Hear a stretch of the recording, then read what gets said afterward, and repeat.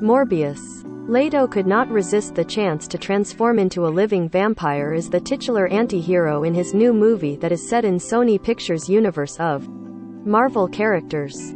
I loved that it was the very first time this character was going to be on screen, Leto told Variety. I've always been interested in transformation, and this was a way to explore that territory in a big Marvel film. It was impossible to say no. While he did not drink blood or shave his teeth into fangs for the role of Dr. Michael Morbius, Leto did extensive research on the rare, incurable condition his character has, speaking with doctors and patients who live with the blood disease.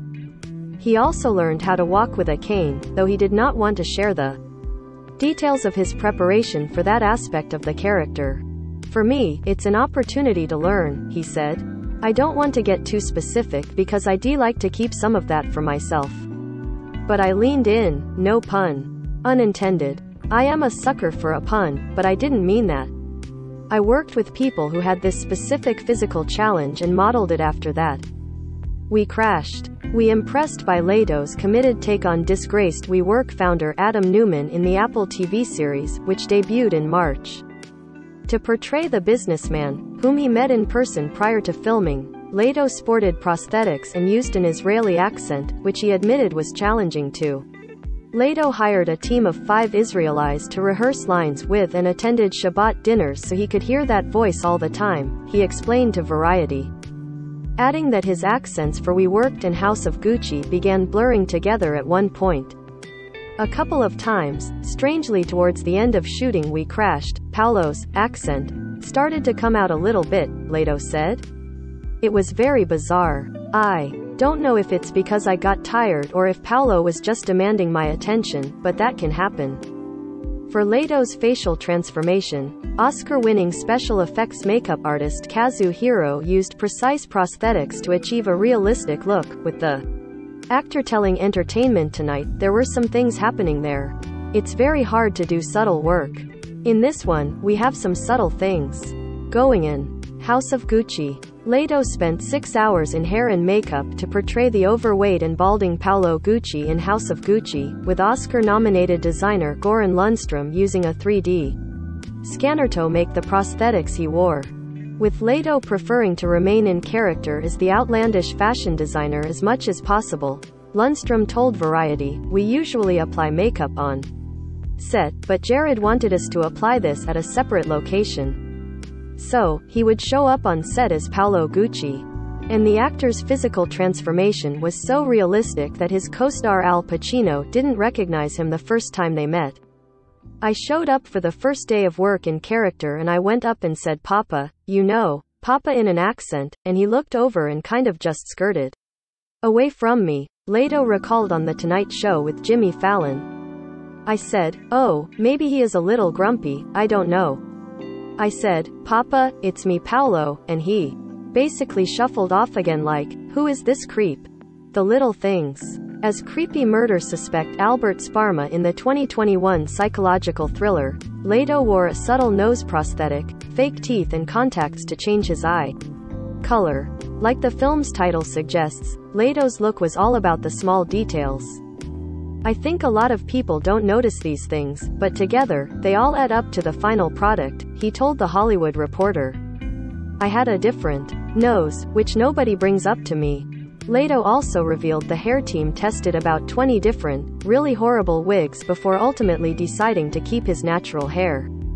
Suicide Squad. Leto chopped off his signature ombre locks, bleached his hair and then dyed it green while also shaving off his eyebrows for his time as the Joker in the 2014 DC superhero flick.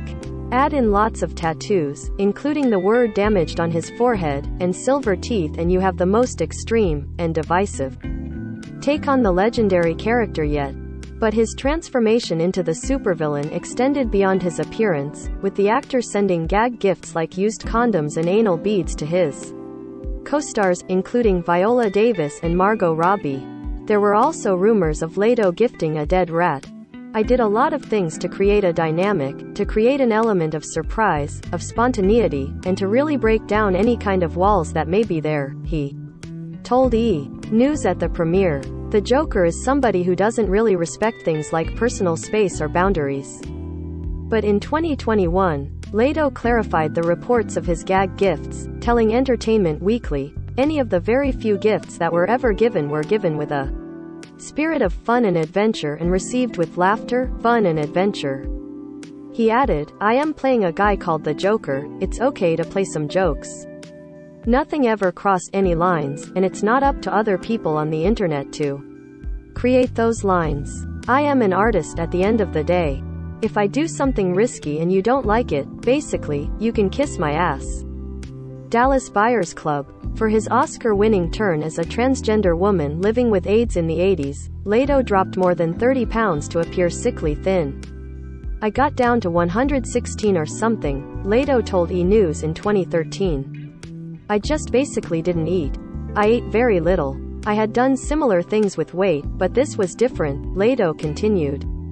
"I think the role demanded that commitment. It was about how does that affect how I walk, how I talked, who I am, how I feel. You know, you feel very fragile and delicate and unsafe." Sponsored links by Taboola. Sidi Suter Dwan. To Klab Ma Hen Chad Hay Fra Kxen Nexen K de Babe Ni. Oclarazan. Chapter 27. In 2007, Leto gained 67 pounds to portray Mark David Chapman, the man who assassinated John Lennon. The extra weight took such a toll on the actor that he could no longer walk to set by the end of production and was later diagnosed with gout and advised to "I am not sure it was the wisest choice," he admitted to the Los Angeles Times that year. "A friend of mine was recently going to gain weight for a film, and I did my best to talk him out of it.